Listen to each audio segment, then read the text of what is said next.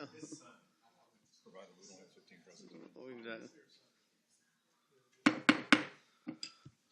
Call to order the New Kent County Board of Supervisors, November 29th, 2022. Work session to order. Ms. Watkins, will you call the roll, please? Mr. Evelyn? Here. Mr. Tiller? Here. Ms. Page? Mr. Steers? Here. And Mr. Lockwood? Here. Good morning. Welcome. Hope everybody had a wonderful Thanksgiving. I see Kim back there. Great job for the team on the New Kent Grand Illumination again this Sunday. Great event, even with the weather. So thank you. And Krista and Holly. I asked that, as you see, Ms. Page is not here. She is under the weather, in the hospital again. I ask that you keep her in your thoughts and prayers. All right, let's get started. Our first item this morning is the tri-rate update. Dan Green. Good morning. Morning. Morning.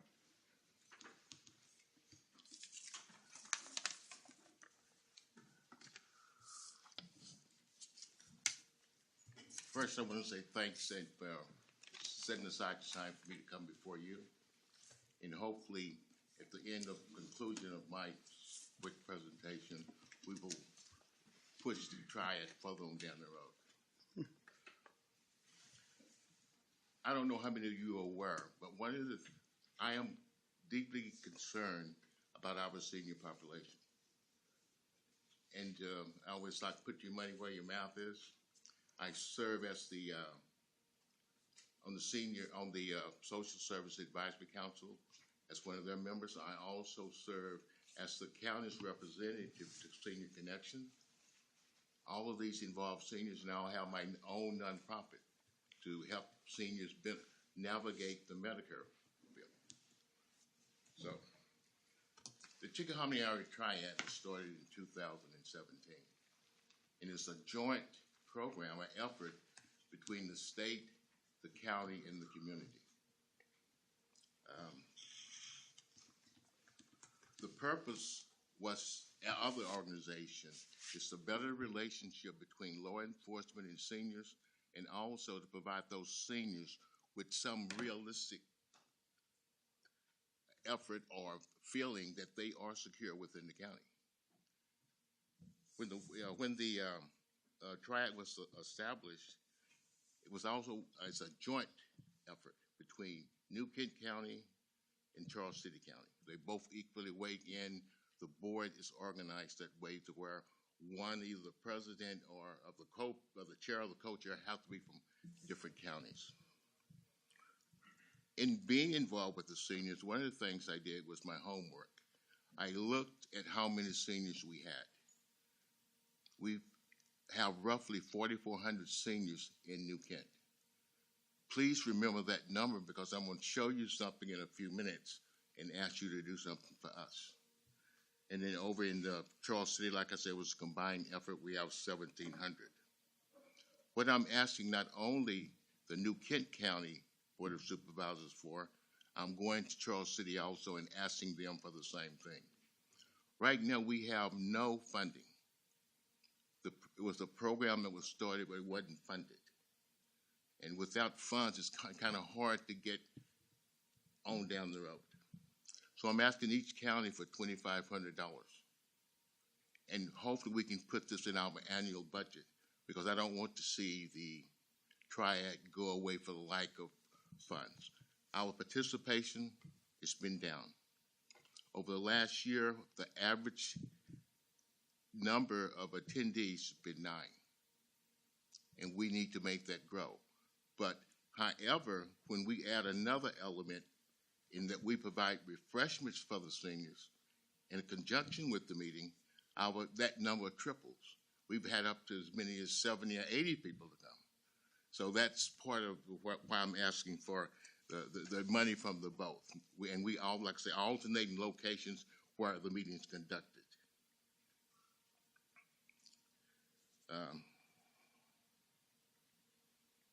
Why do we need the money?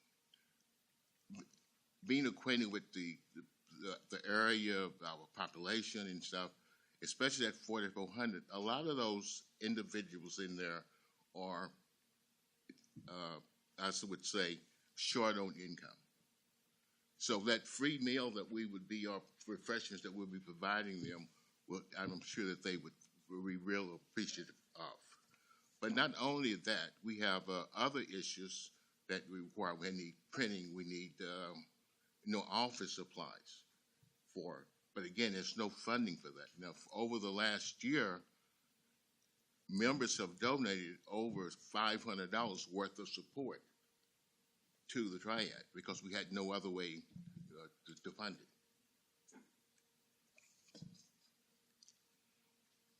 And in addition to the office supplies and refreshments, seniors are just like anyone else. You want to belong. You want to belong to something. And one of the things that we are looking at is that if we could come up with a garment, an outer garment that say Triad, New Kent County, and so forth, with the emblem on it, everyone wants to be part of a team. That in addition to the refreshments, hopefully will draw the seniors out. You know, we already have in the bylaws that to be a member, you have to have attended 4 meetings in a specific amount of time. And the same thing would go for the garments and stuff. So that's why I'm here today. I ask you to remember about the 4,400. That's less than $1 a day on the seniors. So when you consider our request, take that in mind. And again, I thank you for your time. And are there any questions? Thank you, Mr. Green. Any questions? Mr. Green, are you asking for that to be like in next year's budget? Yes. Instead of immediate funds? Yes. Like, Well, okay. I can use either one. I'll see if I can get Mr. Evelyn to stroke you a check before you leave. All right, thank you. Is it a 501c3 corporate? Yes, it's You're- 501c3. It is 501c3. Okay. Yes. So I definitely think we would definitely consider that in the upcoming budget. And thank you for the presentation and appreciate all you Thank do you for for your both time. counties. So in the meantime, Mr. Steers could make a tax deductible contribution. Yeah. That's what I, After all that money you won at the Iron Bowl. thank you, Mr. Green.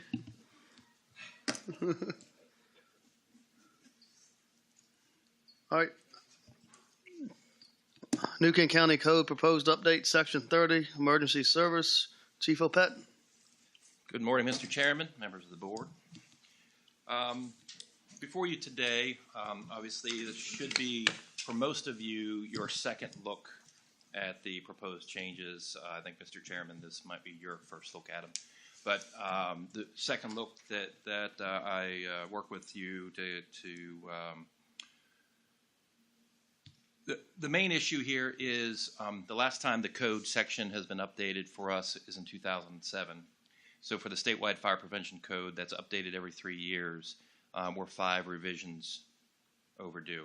So the majority of this is what you see here is updating the current language to the current code language that's in there. Now, Mr. Hefty has taken a look at this. He's provided a few comments back, and one of those is we do have to, because we're changing the burn ordinance, we have to get DEQ to approve our ordinance, but we're taking it right out of the statewide fire prevention code. So we'll be working on that and getting that approval through DEQ before we approve that. The burn ordinance. We're changing that. I know we told him. It's Chief Bennett. He knows it like the back of his hand, but it's basically the same thing that's been going on for a while. Actually, it allows you to do a little bit more than what we did before. But I know there was some talk about changing some different ways. Okay. Yeah, but nothing. Okay. Nothing along No, those never lines. mind. Right. Are you talking about the like 4 p.m. burn ordinance? Correct. That'll pretty much stay the same. Pretty much every day you can burn from 4 p.m. to midnight. Right. Based on, what type of materials that you have. That's not going to change. Okay. Sorry. That's okay. The other changes, obviously, are the changes in the volunteer requirements. As we know, we just had the meeting with them a few months back, and that reflects, obviously, it reflects the where the volunteers will come under the fire rescue, and we would have the new requirements for them of from 24 to 36 hours moving forward. So that's pretty much what the changes are within here. So I don't know, Mr. Chairman, if you want me to go line by line for these, since you all have had them for a while, but I'll do whatever your pleasure is, sir. No, I don't think we need that. And at this point, we're just requesting any comments that we may need to take back before the public hearing. I believe that's all set for our December meeting, December 12th meeting. Anybody have any questions for Chief? Yeah, I do. Chief Opet, of course, I was out of town when you had that joint meeting, and I still apologize for not being here. But have the volunteers seen all this, and are they okay with everything? They sure have. We when they were here, Okay. we went over that in depth. We also had some deadlines in there to see if they were on board with this. Right. Pretty much they've sent in their emails to us by the due dates. Their comments. Uh-huh. Okay. And basically what it takes is it takes the operational mode out of kind of the individual departments, and they put it under us. What they do for the fundraising and everything, they still do that as their own entity. Right. But it's not kind of connected to the county per se. So basically we're taking that operational role out from that entity and putting it underneath the county.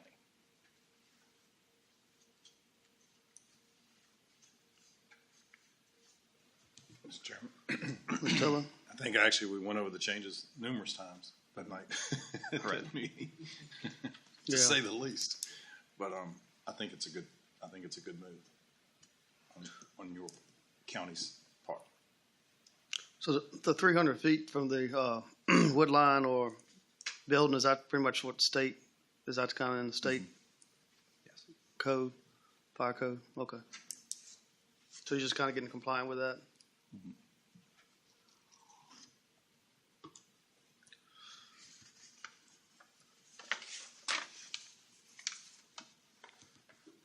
All right.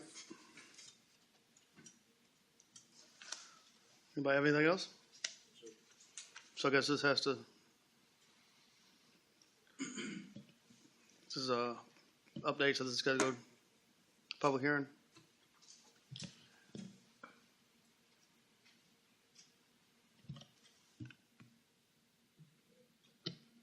Yes, Mr. Chairman, that's correct. This will have to be an ordinance change, so it will be a change to our ordinance, so it'll have to be adopted by ordinance, which will require a public hearing. And when are we looking to do that? December 12th. Well, we've advertised everything for December 12th. We may have to break this out because what I'm hearing today is that we need DEQ approval for the burn ordinance requirements. So depending on how quickly we can get that approval, we may just do everything else minus the burn ordinance approvals for December 12th. And then the December 12th will follow as soon as we get approval from DEQ. Okay.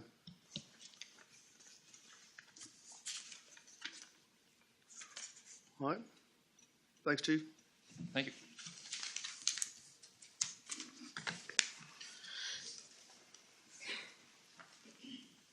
Get that mic. Thank Next item, New Kent County 2023 legislative agenda. Mr. Hathaway. Thank you, Mr. Chairman and members of the board. You have before you in your packets a draft legislative agenda for the upcoming General Assembly session. This is very similar, actually, yes, very similar to what was presented to you previously in work session. The only item that was added was item number 6. Which deals with a potential Daskin State Park. I've included a request for the General Assembly to appropriate some funding for engineering and design to develop a state park facility at the property we all know as McKimmey Woods.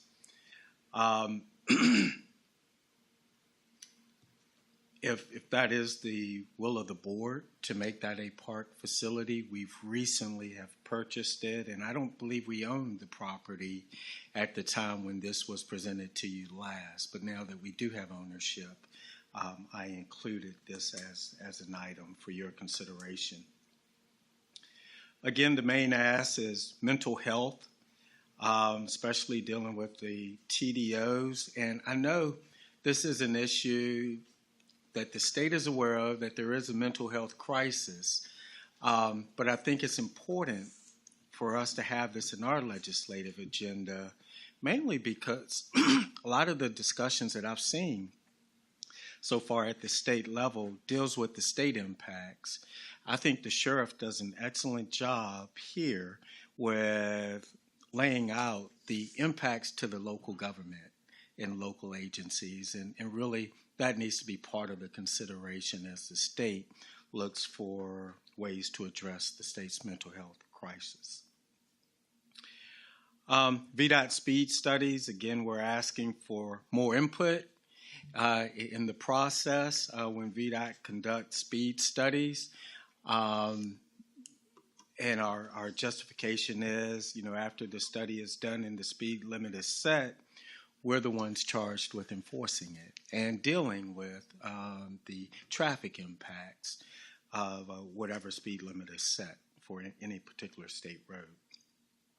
Funding for alternatives to groundwater. We all know that the state is pushing localities that are dependent on groundwater to other options, surface water options, but there's no funding associated with it, and they are continuing to be more restrictive in the groundwater permitting process. So we're asking that some funding be provided to help us meet the state's goal. Funding for court personnel. We're doing the past several budgets. We've gotten requests from court staff for the county to supplement their salaries. And I do believe there is a salary issue with court staff. And it's unfortunate that a lot of those staff members are getting guidance from the state to look to the localities to address the issue. And at the end of the day, these are state employees. So we would like for the state to meet that need. Those are the asks that are proposed in this year's legislative agenda. And then in the other section, you just have several position statements on potential legislations or discussions that may come up during the upcoming General Assembly session. Be happy to answer any questions. Any questions? Yes, Chairman. Ms. Steers? Go ahead. Mr. Hathaway, on our Diaskin State Park, maybe amend the 273 acres into a portion of 273 acres so that we would not be essentially turning the whole parcel over to the state if they did decide to do that. I think it would be wise for future use for us to reserve some of that property for county use for a park or facilities on that end of the county. So maybe just not commit the whole 273 acres so that we reserve some for the county use. Okay.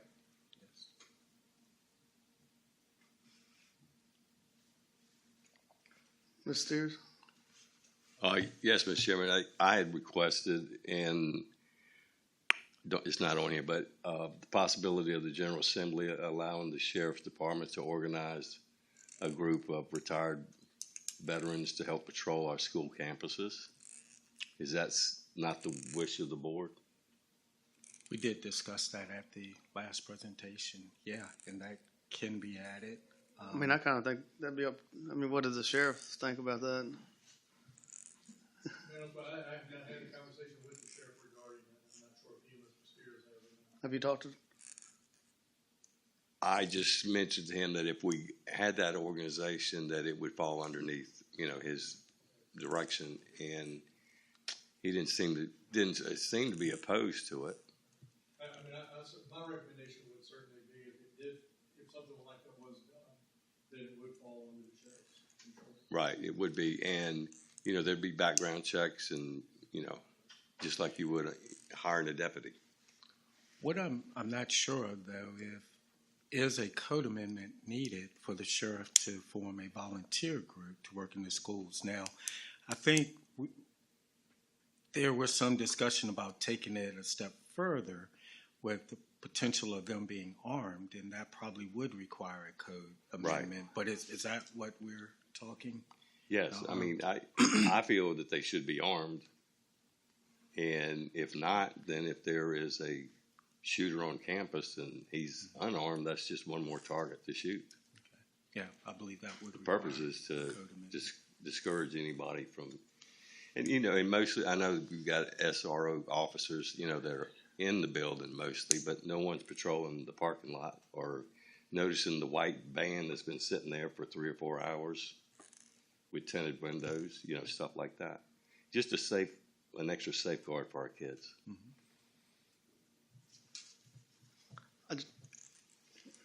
I think if the sheriff's all right with it and the legal side of it, I mean, I think it's a lot before we put it on there. I think, this is my opinion, but I think we need to look into it a little bit more.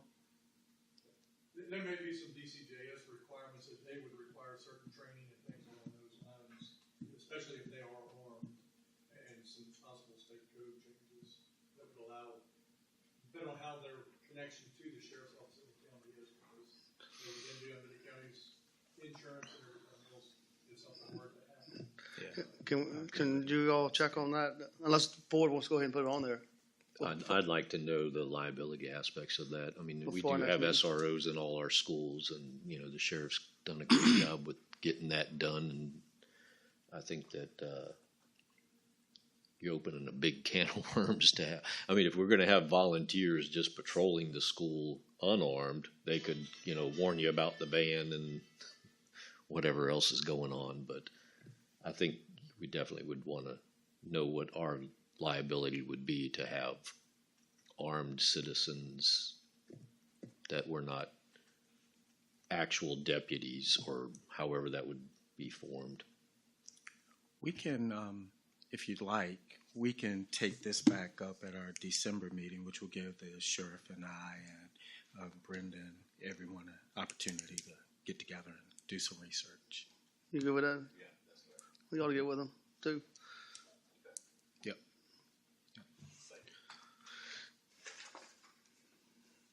Anything else? All right. Next item is annual contract for professional engineering services.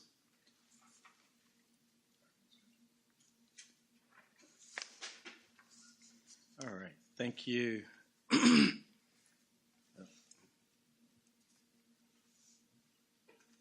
sorry. Professional engineering services. You have before you a series of contracts for professional engineering services. Throughout the year, the county utilizes various engineering services, whether it's preliminary engineering for a potential capital project, assistance with, this will give us the ability to bring on consultants and assistants for potential building projects. We know we have a big warehousing facility that will soon be under construction. The site work is underway now. If our building department gets backed up, we can call in an engineering firm to assist with some of the inspections and plan reviews as well. And throughout the year, we all know when we have various mechanical issues with our buildings, this will give us an on-call list of contractors engineering services that we can go out to, as opposed to going through individual procurement process. Every time an issue arises, which could take several months in itself just to procure. So we currently have on-call services. This is really just continuing the existing services that we use. There are a couple of new providers that are listed, and there are seven areas where we've requested engineering services for. One being general civil engineering and surveying, traffic and transportation surveying, engineering services, structural engineering, mechanical, electrical, plumbing, geotechnical engineering, bidding and negotiating, and industrial hygiene and hazardous material services. And in each of those categories, we attempted to choose at least two of the engineering firms to cover each of the seven services. So therefore, if we're reviewing a project and one of those firms is associated or developed the plans for that project, we could fall back to another engineering firm to review those plans, so we don't have a firm reviewing their own plans. And lastly, these are 1 year contracts with 4 1 year renewable options.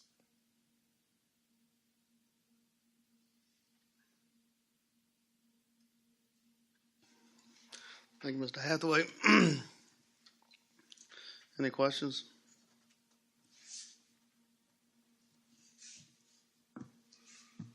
Mr. Chairman, Mr. Lockwood? if there aren't any questions or discussion, I'd like to make a motion. Mr. Chairman, I move to authorize the county administrator to execute the proposed contracts for professional engineering services. Thank you, Mr. Lockwood. Any discussion? Not, Ms. Watkins, will you poll the members? Mr. Tiller? Aye. Ms. Page? Mr. Steers? Aye. Mr. Lockwood? Aye. And Mr. Evelyn? Aye.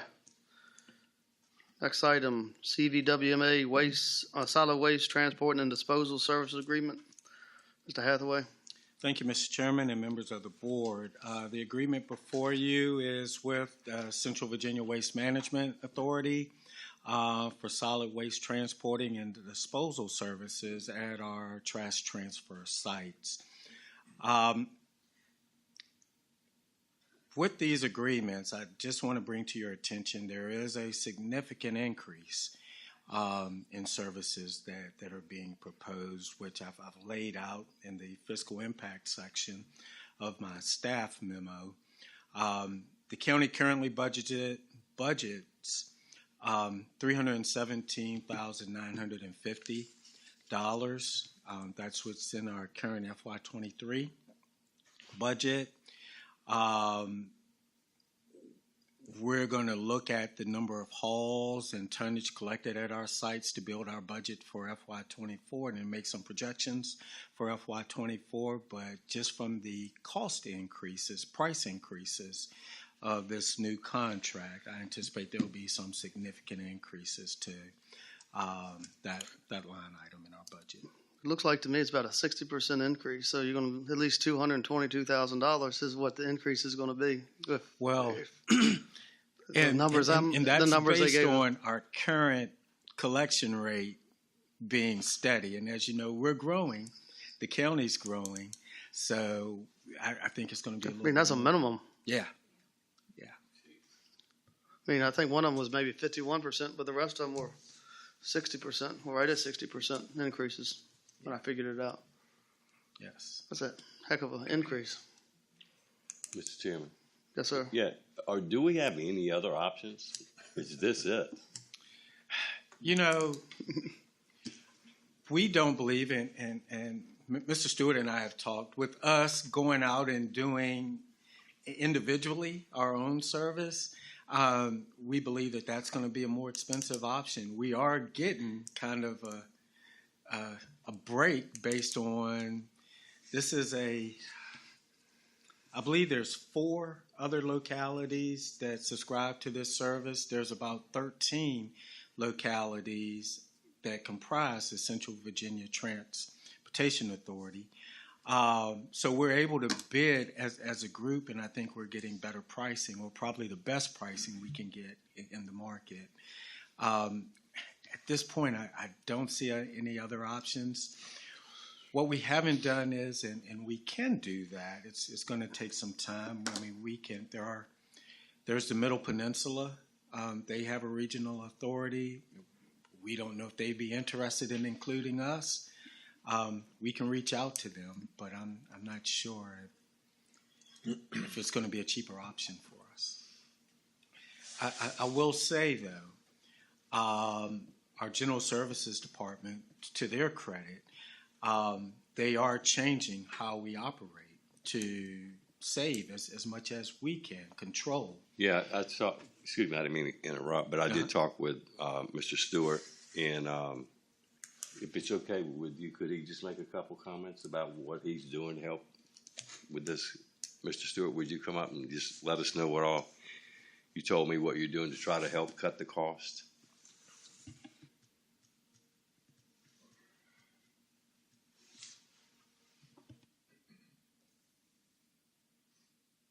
Good morning. Good morning, Mr. Chairman, members of the board. As Mr. Steer said, we are changing our practices out there, and we spoke months ago about trying to mitigate these costs, what the cost would be and how we would try to mitigate or soften those blows, if you will. One of the things that we decided to do was really focus on the low-hanging fruit, and where we found we could make the greatest impact initially was in number of hauls and tonnage per haul. So we started doing this in September, but our results from September and October, we have increased each open top container by a little over a ton in weight, and have reduced the number of hauls by 16 in 1 month. So we're being a lot more attentive, making sure we get more per container before it's called out. And we're just going to intensify those types of practices as we move forward. See what makes sense, what gives us, the best yield. And so far it's working. Now, will we be able to make a huge dent in this? I don't think so. And to back up what Mr. Hathaway said, I do believe that this is CBWMA is the best deal out there for the county. When this agreement went out to bid, there were a number of entities that were involved in it. Most of them backed out, save two, and that was Republic and Waste Management. They're the two large players. So no matter where we go with another authority, we're still dealing with those two main players. But trust me, we are focused on trying to control cost out there as best we can, and we'll continue to do more, and I'll communicate those things to Mr. Hathaway as we move along. And I would also like to add, too, because some of you may have gotten some complaints about the stickers and the extra precautions we're taking to ensure that residents that are using our facilities are truly New Kent residents. And we know it's an inconvenience for some, but this is the reason why we're verifying that they're New Kent residents. It's a tremendous cost for us, and it's, we don't mind doing that for taxpayers of the county, but we shouldn't be accepting trash from other localities. Right. Okay. Mr. Chairman, I'm the alternate on Central Virginia Waste Management Authority, and attending their meetings and looking at the process they've gone through to secure these bids. They're doing it the right way, and they are definitely benefiting from group bundled purchasing. It is just a trend of waste management in general, fewer landfills, more constraints and restrictions on them, transportation costs. I know you are very well aware, Mr. Evelyn, of the cost of diesel. All that contributes to it. And also just, one of the typical offsets that's not been as profitable recently is the sale of recyclables. So as that market declines, that's a source of revenue that's reduced to help offset those hauling costs and all that. So it's kind of a trifecta of we're all screwed when it comes to getting rid of trash.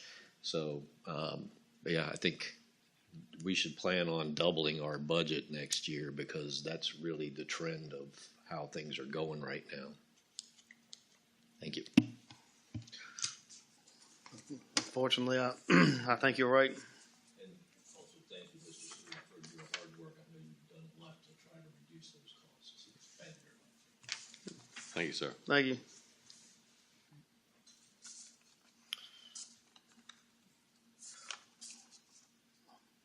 All right. Nobody has anything else. I'll entertain a motion. I don't think we have much choice here.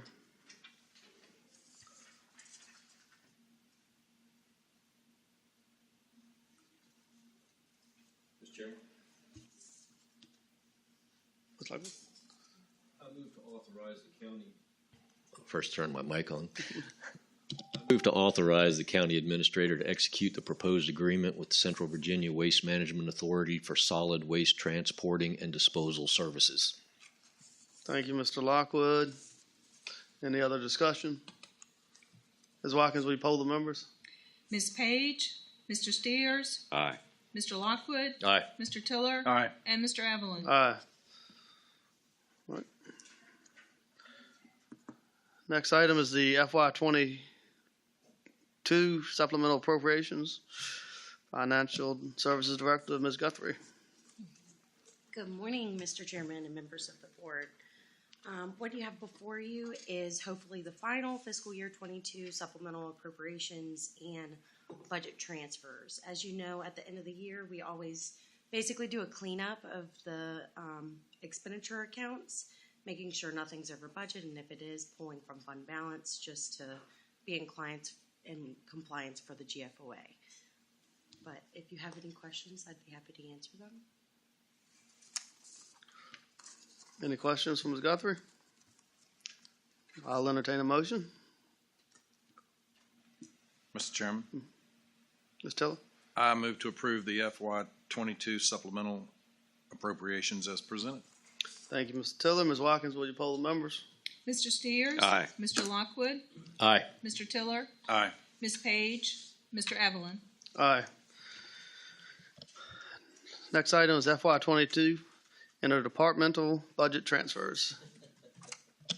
Yeah. Just kidding. What I just said. What you have before you is hopefully the last fiscal year 22 budget transfers as well. And it's the same concept. It's cleaning up accounts for representation in the annual financial report.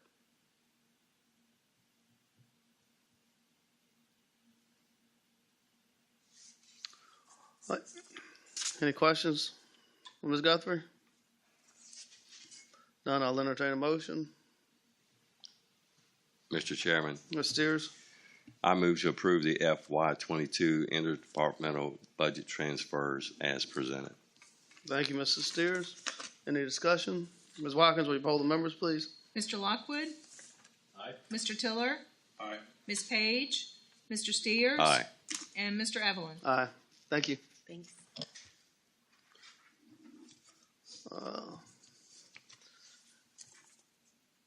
Our last item is other business. Mr. Lockwood, do you have something? Yes, Mr. Chairman. I've been thinking recently with an election year coming up about the possibility of staggering the terms of the members of the Board of Supervisors.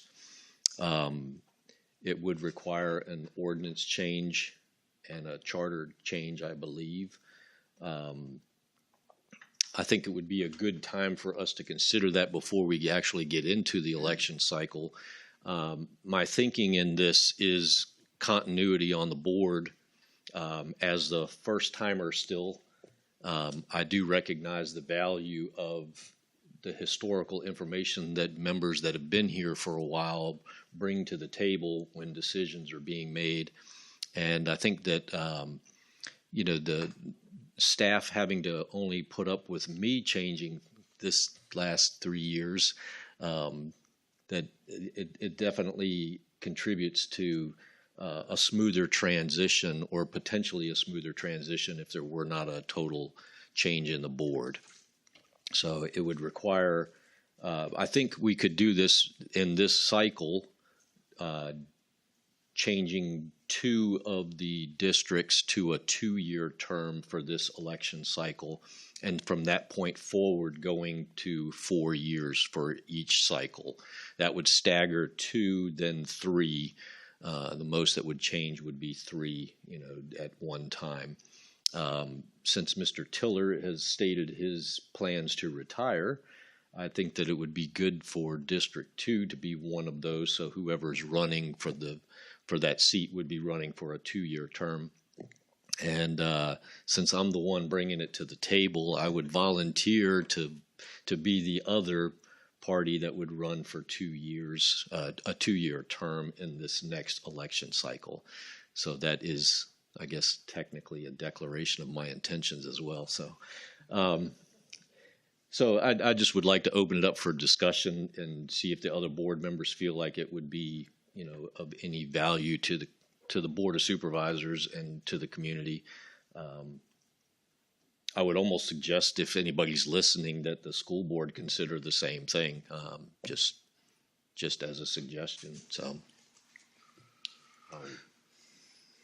and just for clarity, I did kind of make these gentlemen aware of me discussing this today, so that nobody was caught off guard. But I think it would be something for us to consider, and if it is something you would consider, we would need to move rather quickly for it to affect this next election cycle. Otherwise, it would be 4 years before we would be able to consider it again. When would that have to be decided, if that was the? Well, we'd have to have it decided, obviously, before the next election. But I mean, before everybody signs, I know that. Yeah. No, I'm not. I know I went to Virginia Tech, but I'm not that dumb. It would have. But I'm saying, June is the June is the deadline. So you got to have your paperwork in, so it had to be sometime before that, probably. Yes, I believe that's correct. Yes, sir. I would say, the sooner the better, just so that anybody planning on running for office, knows exactly what they would be running for and the term that it would be for, a 2-year versus a 4-year in those 2 districts, if that were the case. And I guess the good to that is you will always have somebody on the board. They couldn't wipe the whole board out, but I think, like you said earlier, every 2 years there would be some election, and the continuity of the board could, then it could be changing every couple of years too. Yeah, there is that side of it. I mean, Yeah. there certainly is that prospect of, every 2 years there could be a change in the structure of the board. So that is something to consider as well. I don't know that that's necessarily a negative, but, something to be aware of when you're thinking about it. Could be a big positive too. It could be. I never heard Mr. Tiller say he's not going to run yet, so. You haven't been watching anything. You're obviously not paying attention to Facebook. Just ask my wife. She'll tell you. If I won't, she will. I forgot about that. Well, I think it's something we can consider, and we can consider it and then decide probably January, February, or unless everybody wants to go along with it. I'd like to think about it a little bit personally, but how do you feel, Mr. Steer? Same way you do. I mean, we were just presenting this morning. I'd like to have some time to think about it and everything. And maybe at the December meeting, we can come up with a timeline that it would take to accomplish that, just to make sure we go through the proper notifications and all. What about you, Ms. Tiller? I think it's a good idea too, because I don't know how many election cycles ago it was, but Goochland County changed 5 board members in 1 year. And I can't imagine what that would be like. Having 5 people come in 1 year, especially in the middle of the budget, trying to do work on that as well. I think that would be a really difficult task to get if everybody went out December 31st and January 1, Mr. Hathaway's working with 5 new board members and they're halfway through a board cycle, getting a budget cycle, I'm sorry. I actually think it would be a good idea, personally. Well, I would like to say too is what happened in Goochland County, the citizens benefited from that. I didn't say it was a bad thing. I just said it. Yeah, they got a lot going on in Goochland for sure. Yep. All right.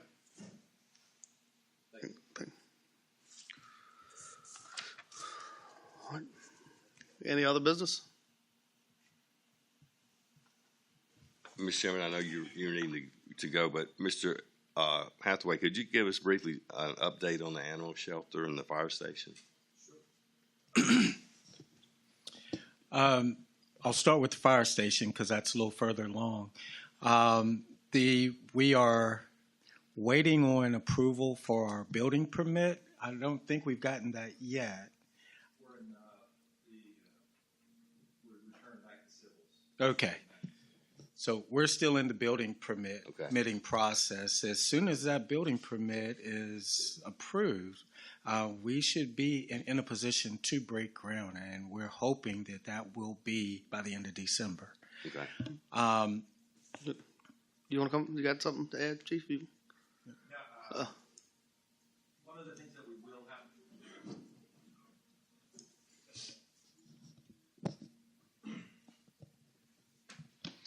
Mr. Hathaway is right on. One of the things that we've got the phone utility that we're trying to track down that's pushing us a little bit behind Verizon because we have some lines that we have to move. We're playing a shell game with them right now. But what we have to do is receive these permits first to knock down some trees, to clear some area, to have a ceremony, because there's nowhere right now that we could have a breaking ground ceremony with parking and everything else along those lines. So I think Mr. Hathaway's estimation of end of December, maybe even right after the first of the year, is what we're looking right now, planning for a breaking ground. But there'll be trees hopefully already on the ground prior to us coming in there. Well, at least you'll be able to burn them by then.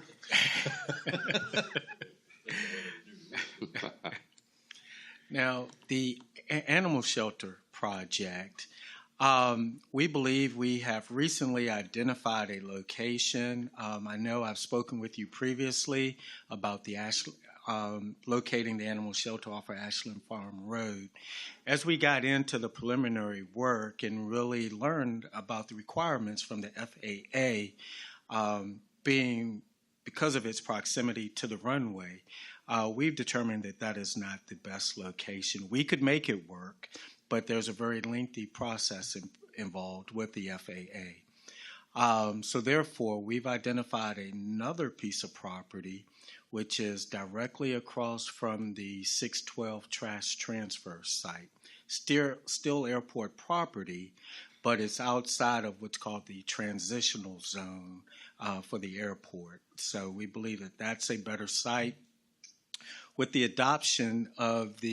approval of the contracts for on-call engineering services that you've approved today, we will now begin the preliminary engineering work, the geotechnical work, the soil borings to make sure it perks, because it's not on public water and sewer. So we'll have to identify the perk sites. We'll check out all the environmental requirements to determine truly if this site will work. And after that, the next phase is putting out an RFP. Okay. Thank you. Anything else?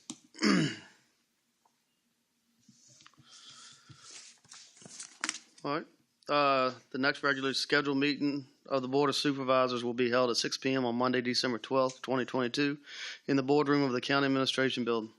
The board will also meet for a joint meeting with the Economic Development Authority at 8:30 a.m. on Thursday, December 15th, 2022, at the New Kent Visitors and Commerce Center, 7324 Vineyards Parkway, New Kent, Virginia. And there will be no December work session. No other discussion. I'll entertain a motion for adjournment. Mr. Chairman, move to adjourn. Oop. Thank you, Mr. Tiller. Oh, I thought you said he had something. Ms. Watkins, will you poll the members? Mr. Tiller, Aye. Ms. Page, Mr. Steers. Aye. Mr. Lockwood. Aye. And Mr. Evelyn. Aye.